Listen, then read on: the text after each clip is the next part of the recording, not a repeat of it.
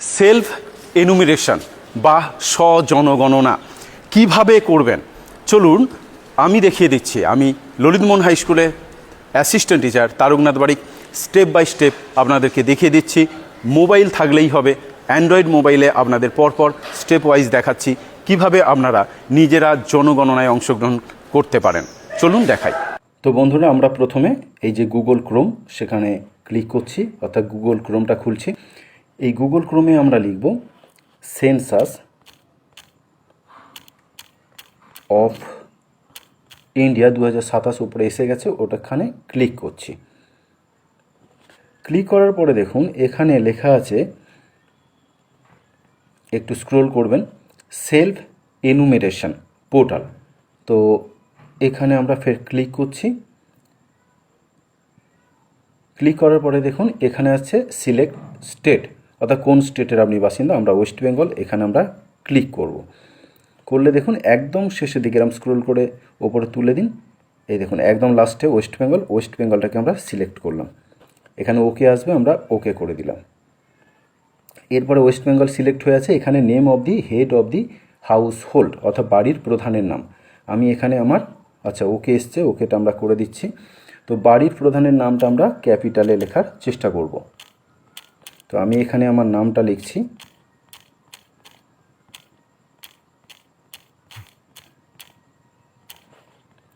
এখানে ইমেল আছে, এটা আপনারা দিতে পারেন না দিতে পারেন, তো আমি ইমেলটাও দিয়ে দিচ্ছি। এখানে মোবাইল নাম্বার চাইছে, আমি মোবাইল নাম্বারটা দিয়ে দিচ্ছি।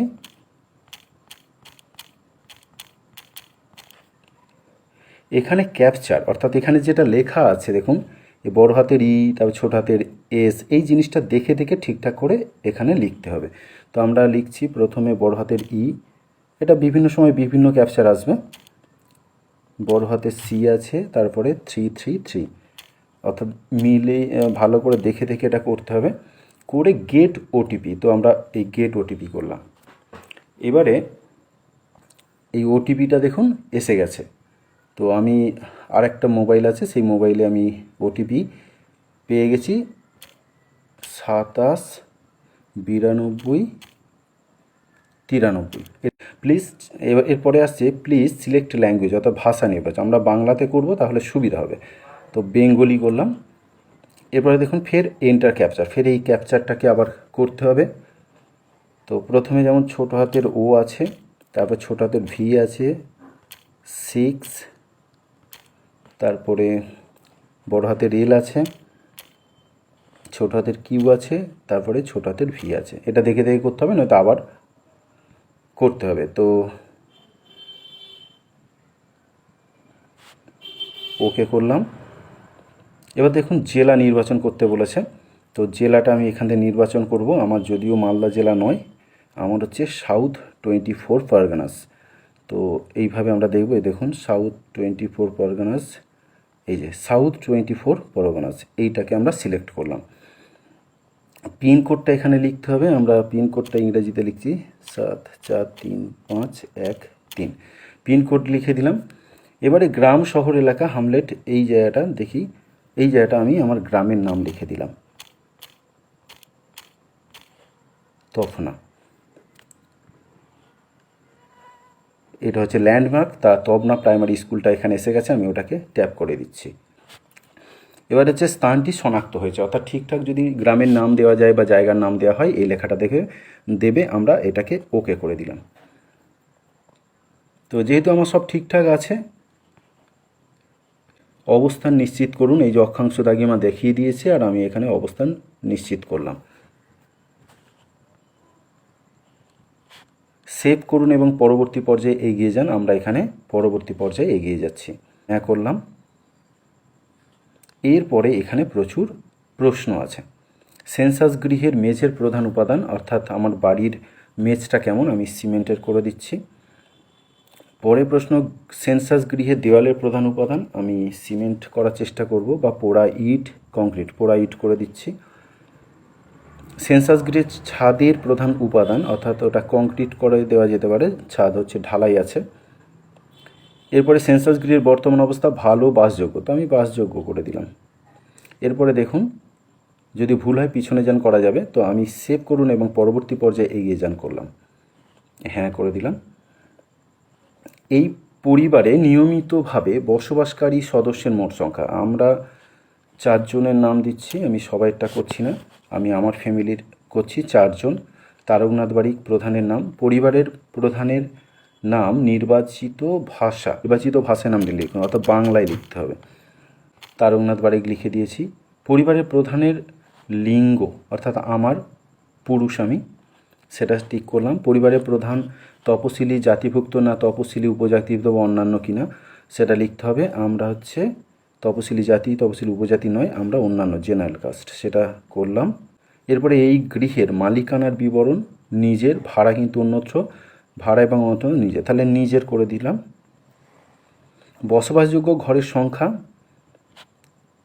এখানে আমি 2 লিখে দিলাম, 2টো ঘর। এই পরিবারে বসবাসকারী বিবাহিত দম্পতির সংখ্যা আমরা যেহেতু 1টা করে দিলাম। এবারে যে সেভ করুন এবং পরবর্তী পর্যায়ে এগিয়ে যান, এইটা আমরা করে দিলাম, হ্যাঁ করে দিলাম। এরপরে হচ্ছে পানীয় জলের প্রধান উৎস, পরিশ্রুত কলের জল করে দিলাম, যার যেখানে উৎস সেটা লিখবেন। পানীয় জলের উৎস কোথায়? বাড়ির চৌহদির মধ্যে না, একটু দূরে আছে। আলোর প্রধান উৎস বিদ্যুৎ, ঠিক আছে, বিদ্যুৎ করলাম। শৌচালয়ের উপলব্ধতা আছে কেবলমাত্র এই পরিবারটির ব্যবহার জন্য, অন্য পরিবারের সাথে সর্বসাধারণের জন্য, তো প্রথমটা করলাম।